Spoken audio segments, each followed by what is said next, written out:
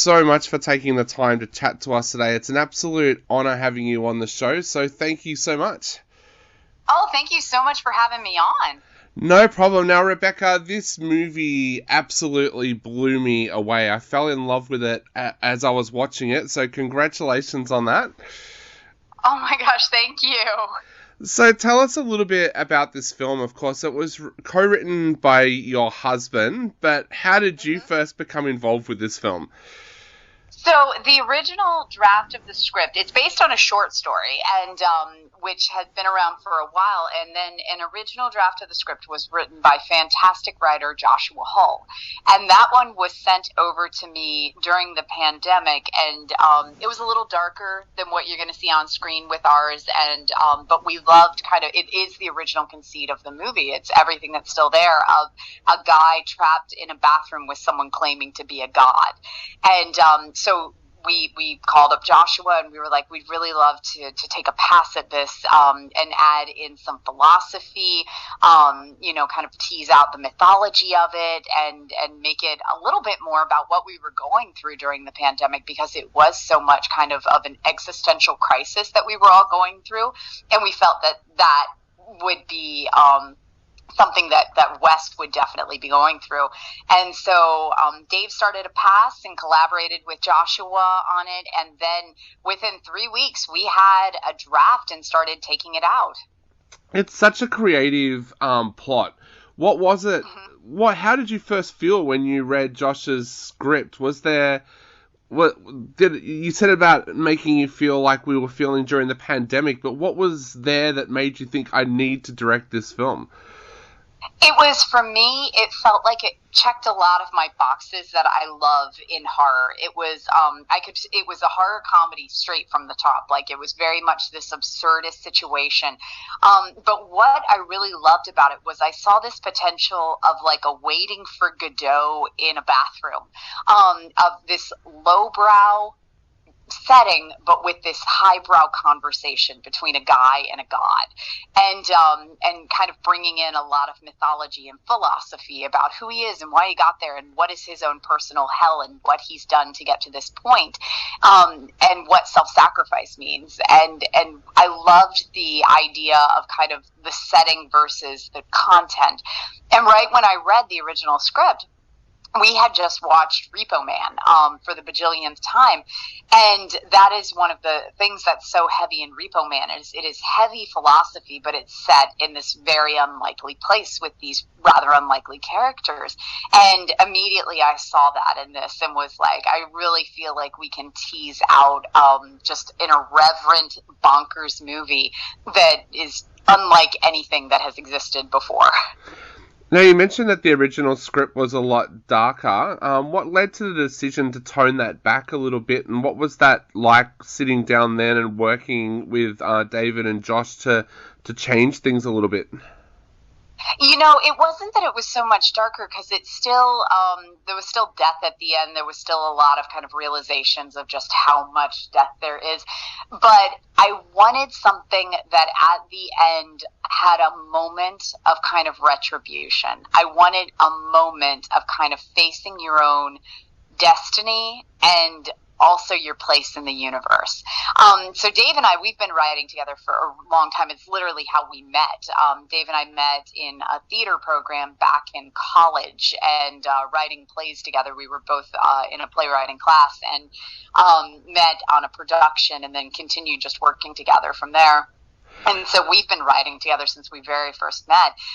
But always, I love collaboration. I love kind of working with other people on stuff. So really kind of finding out, like, you know, how we can make this something that still has that element of retribution, but stays true to the original characters as well.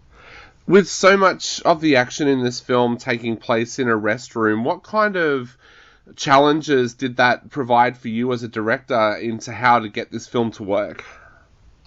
So that was honestly kind of, I had to treat the bathroom like the third character, because we've got Wes, who is kind of our face. Like, it's where the camera is going to be pointed for most of the film.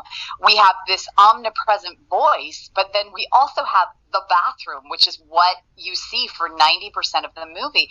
And so I was very conscious going in that this bathroom had to carry a lot of weight on it. It had to have performance elements because I needed different areas of the bathroom. For months going into making this film, I was examining rest stop bathrooms and thinking, okay, if I treat this like an escape room, how would I get out of this? And so we had built in these elements of, okay, well, let's have him go into the vent. He's going to try to get out of the window. He's going to, play with the mirror. What can we do over here? How do the faucets work? Things like that. We knew that we needed the set to have a certain level of performability to it. Like it had to be able to do things. Additionally, from shooting it, it had to be able to be flexible. Like we got to the point where we could take those bathroom stalls down in 2.5 minutes. Because I did need to be able, like if you shoot somebody in a bathroom within a stall specifically with all the walls up, you're not going to get a lot of shots. And so we had to, kind of like take down the walls and see what we can do.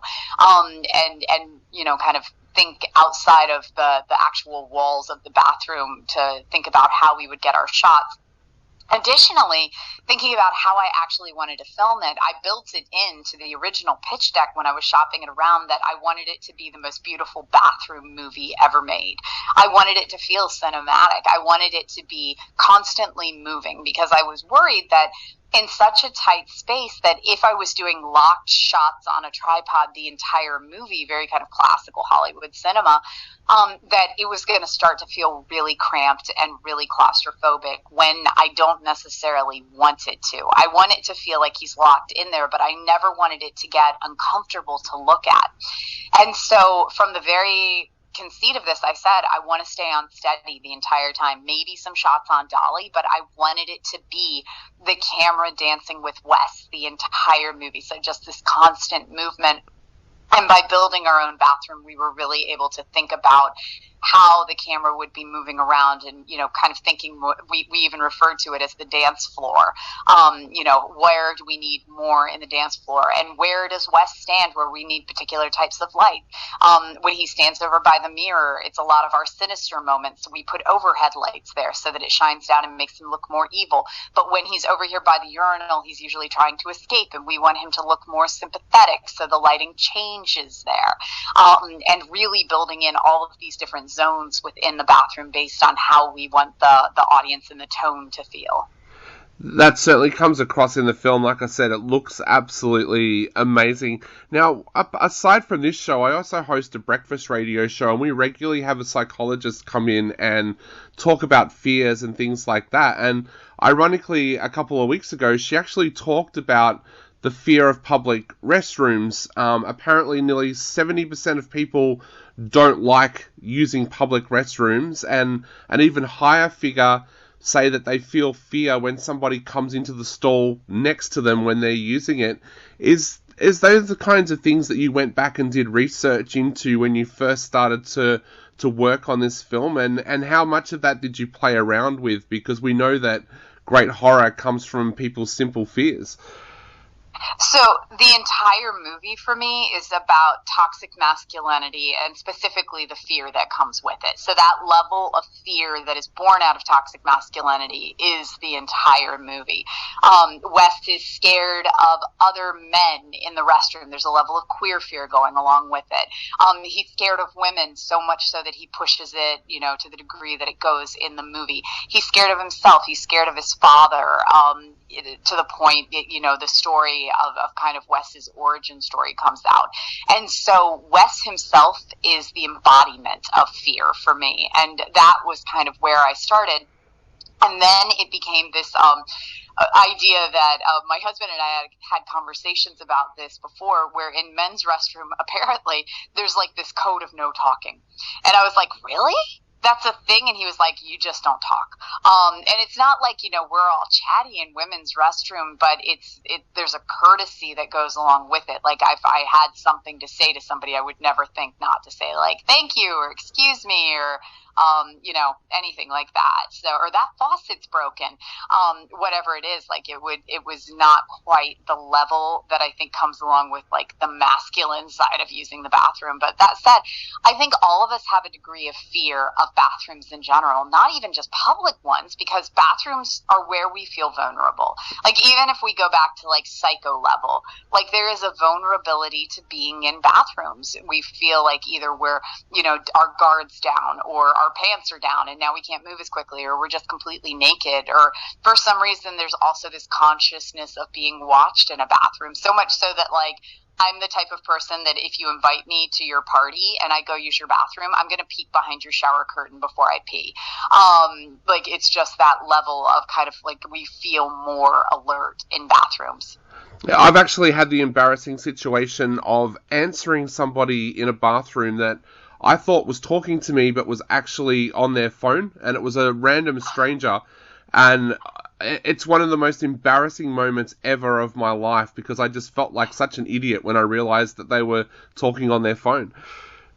I get, no, and it is this kind of social construct, and that was a big thing going into kind of where our casting of J.K. Simmons came out of, was we knew that Gat had to have this level of cordialness to him. He couldn't sound like a monster. He had to sound like a guy who would feasibly be using the bathroom next to you. And his voice and his tenor, his, cadence, all of it had to sound nice enough that Wes feels socially obligated to respond to it, even if it's awkward. And so when he says, you doing okay over there, buddy? We needed this moment of Wes saying, why is this dude talking to me? Yeah, fine. Like he feels socially obligated to respond. And that's what sets everything in motion from that point. You just touched a little bit about the casting of JK. What about the casting of Ryan? Because, of course, casting that role is so important for this film working. How did you discover Ryan, and how did you know that he was perfect for that role? So I had seen Ryan, of course, in True Blood, but I'd seen him in a lot of Joe Lynch projects, and I'd always thought that he had these amazing comedic chops. Like in Joe Lynch projects, he definitely delivers on the comedy just as much as the horror. And so we started thinking about people that we could go out to, and I was immediately like, what about Ryan Quanten? And my podcast co-host, when I was like, what do you think of Ryan Quanten? He was immediately like, the soap opera actor? And I was like, no, the vampire. And then I discovered he had done long stretches on this soap opera in Australia, which I went back and watched, and he's comedy on that. He's pure comedy. And so then, I could really see this duality in his performance. So we went to Barbara Crampton, who was one of our producers on Glorious, because she had done the Creep Show episode of Shudder's Creep Show with Ryan, and we were like, what about Ryan Quanten for this? And she was immediately like, oh my God, he's going to be fantastic in it. And a couple of days later, I Zoomed with Ryan, and he got the script, he got the humor, he got the duality of it, he got that Wes is ultimately like this lovable, schlubby loser who's pathetic, but at the same time, we like him enough that we're going to follow along with him as our protagonist, to the point where it hurts when we find out some of the things he's been doing. But at the same time, Ryan has a good enough acting ability that he can carry the entire movie by himself on screen. I mean, there's obviously more people in it, but the majority of the movie is Ryan solo. The majority of my days on set were Ryan solo. And he's amazing and carried it great. He is. He's absolutely amazing. And we've known for a long time here in Australia that he's a very, very underrated actor. So it's amazing to see him get to lead 2 films in the last 12 months. That's been fantastic. Rebekah, we are running out of time very, very quickly, but I had one quick question I wanted to ask. How difficult was it to get the level of comedy and horror right in this film? Because you seem to nail it.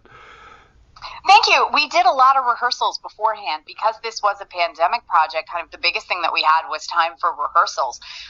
So we really worked in those rehearsals on how Ryan was delivering things and how JK was delivering them and getting the comedic timing down. Horror comedies are my jam. So those are the ones that I always feel like come most naturally to me. And so I think that those with this, as soon as I read the script, I could hear the delivery. I could hear how the comedy had to work. And so just knowing that the script is right for me and that I'm the right person for the script is a huge part of that as well.